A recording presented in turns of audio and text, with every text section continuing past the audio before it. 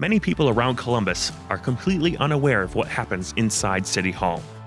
But each day, their lives are impacted by the decisions made here.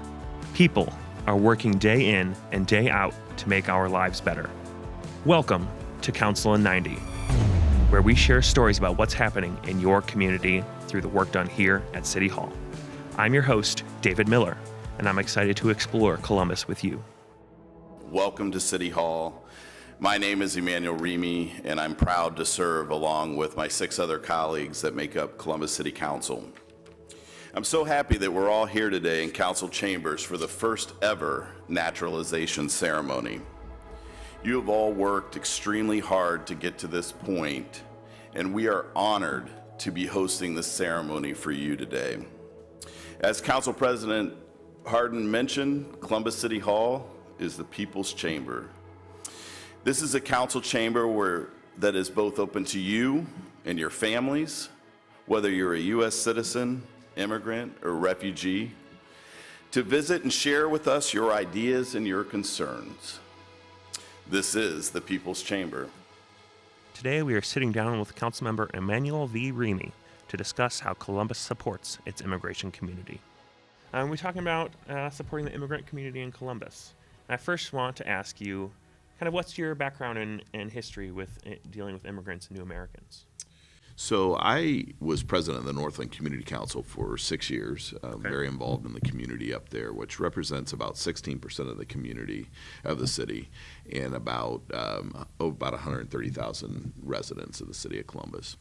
In that area, just because some of the immigrant relocation services like Chris are in that area, there's a lot of people that's their first home is in the northeast quadrant of Columbus, and then they move to other places once they get settled here.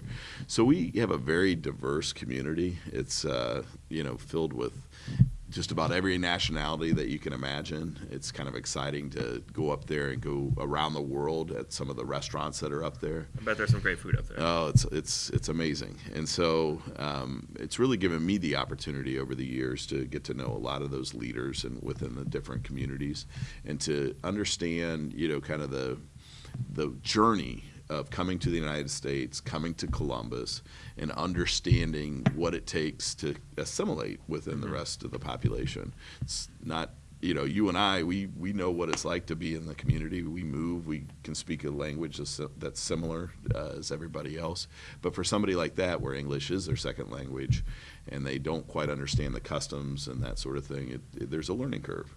And so it's been a great opportunity to understand those and to have the opportunity to get to know the people within those communities. Are there any specific communities up in the Northland area that you've heavily interacted with in the past? Yeah, the Bhutanese Nepali community, I probably started getting involved with them around 2009, 2010. Okay. There was less than 1,000. They are a refugee community. Many of them spent their entire lives in refugee camps. And so coming to Ohio and to Columbus and the United States is really their first opportunity at freedom. And so they're an agrarian society back home. And so, some of them are walking on asphalt for the very first time when they come to Columbus. Wow. But it's been exciting to watch that community grow. In some estimates, they say they have over 40,000, people here within Columbus now. That's quite a growth from, you said 2009, 2010, they had 1,000, and now they're at how many? Yeah, they say about 40. I think Ohio State has it estimated around 30. That's still incredible growth. It is incredible growth, and they continue to come day by day because Columbus has proven to be a very friendly and city for them to be involved with, to be a part of, and also one where there's jobs and affordable housing for their community. So we're excited to have them, but back then, in those days, there were some crime issues, some crimes that had occurred towards them, and they didn't quite know how to react. And I remember getting involved as a community leader and introducing them to our police liaisons, for instance, and they really were from a mindset that government's bad and you shouldn't trust government. And we had to work with them and explain to them that, no, it's okay to call the police. It's not a bad thing. And that's how crimes can be solved is if they work together with the police. And so that message continued as the population grew. And today I think you find a very eager community to be involved within the city of Columbus. And I know even one of them is running over in Reynoldsburg for city council. So it's a big change in the last decade. That's pretty exciting. So you mentioned a community liaison officer. What other kind of resources are available for immigrants and new Americans in Columbus to help them get, become part of this community, because that's what we want them to be? Sure. Well, we're trying to make sure that they feel very welcome here in the city of Columbus. Our city council team is very good at going out and working with each of these individual communities. We've even held a council meeting in the Somali population, for instance, that was strictly focused on the Somali community. What was the kind of feedback you got from that meeting? What was that like? I think that they were excited to have us come out to one of their centers and to meet with people young and old. There was, in fact, a group of young Somali youth, college age, that Okay. Expressed kind of from their vantage point, which varies and differs from the older generations. But it was a very good experience, and I think that we're going to work to do more of these things within different populations as we continue to go out into the public and meet with different community. Let people know that we're very accessible and we want to come to them, not necessarily ask them to come to us. So what would you say to any immigrants or new Americans who are listening today or watching today, and who want to get involved with their local government? Well, I think, being a neighborhood guy, getting involved with civic associations, your area commissions, those are good first steps. It's boots on the ground, getting involved in the local community, advocating for, your neighborhood, essentially. Yeah. And so if someone didn't know how to do that, they can contact one of our council member team, one of our council team, or one of our offices, and we'd be happy to show them how to get involved right there within their own neighborhood. That's pretty exciting. So reach out to council if you are interested in getting involved in government. So City Council, though, recently in July held its first ever naturalization ceremony in council chambers. And that originated from you and your office. Can you tell me a little bit how that idea came up? Yeah, super excited. Since I've been on council, taking that knowledge and the relationships that I had from the community, I've really been thinking and trying to be thoughtful about how does a government entity like the City of Columbus make a statement that we are a welcoming city. And I thought one of the best ways to do so would be to hold a naturalization ceremony. So we went through that process to first understand what it takes to do that, where they're done at, who does them. I mean, all the things that I don't know how many people actually think about doing it, but as we started investigating, we thought, wow, this is really going to be impactful, and it's going to make a great statement that this is a welcoming building, and this is what we call the people's living room. And so excited to have 117 new Americans join us down here to be naturalized. Yeah, so obviously this is a project that you led, and you're very excited about it. Can you kind of walk me through that ceremony? What was it like for you to be in that room? You spoke in front of the group. Tell me all about that. Well, I have to give my staff a lot of credit. Jeff Carter and Lucy Frank were really instrumental in making sure that day came off, along with people like yourself and everybody else, that really the team that made it all happen. But to see the pictures, I wasn't even down here yet, and to see the chambers completely filled a couple hours in advance, people that excited about what's to come. And then to walk into that room and see such a diverse group of people. There were 35 different countries that were represented. Yeah, that's pretty incredible. It was amazing. And so there was a guy in the front that I think he was brought here when he was 2 years old, and he was becoming naturalized. And he had his daughter, and you couldn't wipe a smile off his face. I mean, for him, this was the biggest day of his life. And you could tell that so many people thought the same thing.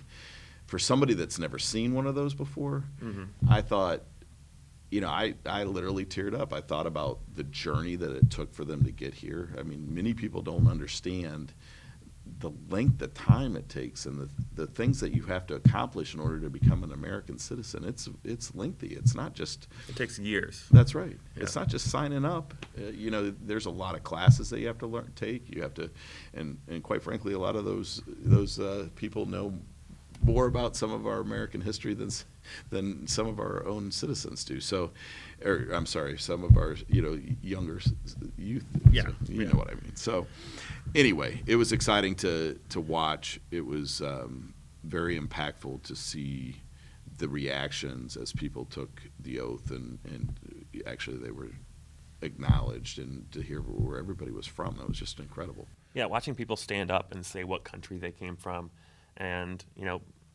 but the fact that they came in that room from each of those countries, but they left as Americans, was pretty cool. It was awesome. Yeah. So how were you kind of changed by this experience? What kind of impact did it have on you? Well, I think it made me more resolved to continue to work towards making sure that all new American refugee and immigrants feel welcome to come to City Hall, that it doesn't just take a naturalization ceremony to do that they're always welcome to come down here, and that we represent all of them that live in the city of Columbus.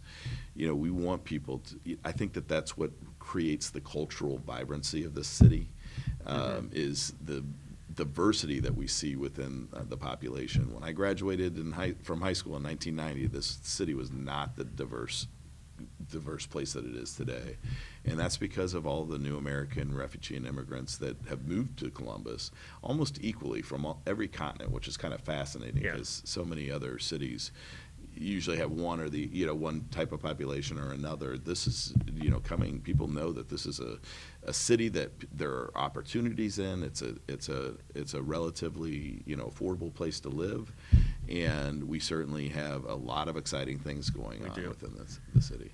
Yeah, and Columbus is growing by 50 people a day, I think, on average. And it's incredible. It's incredible.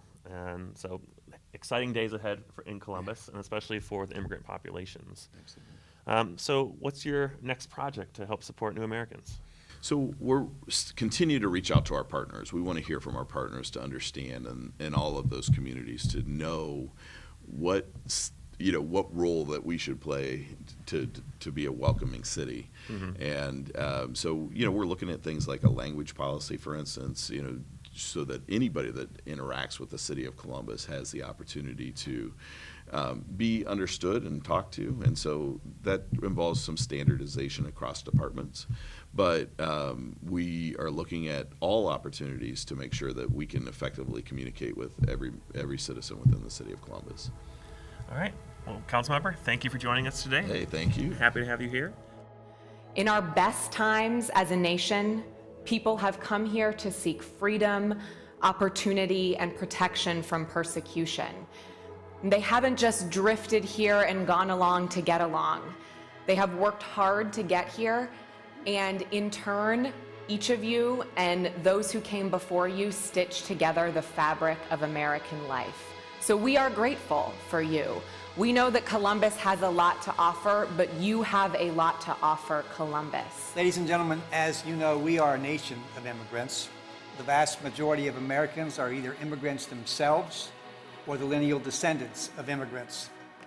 In the very first article of our Constitution, Congress is empowered to establish what is there called a uniform rule of naturalization, which is the process all of you are about to complete.